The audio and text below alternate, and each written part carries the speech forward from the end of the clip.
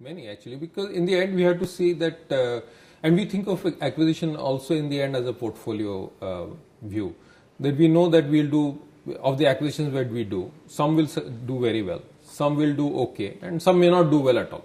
And as long as we don't bet the whole company on a particular acquisition, we are okay with taking those risks. So early in my career, one of the first acquisitions that I was personally responsible for didn't meet its goals. In fact, in the first instance, it looked like it was a miserable failure. In retrospect now, I think it was not such a bad thing because it gave us much exposure and much more wisdom and capability which would have been impossible to get any other way.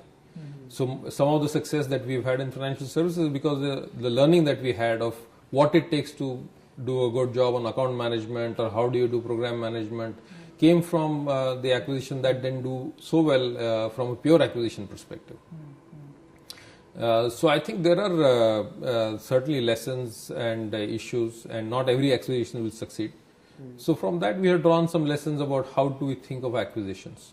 A, from trying to make every acquisition successful, but B, being more realistic and saying that it ultimately you have to take a portfolio view, and that not every acquisition will necessarily meet all the short-term goals every time.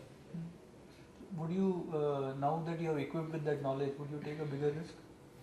We have. In some ways, InfoCrossing was the biggest risk that we took. It's almost $600-700 million we invested in a single company, whereas historically we had done 30-40 million type of acquisitions.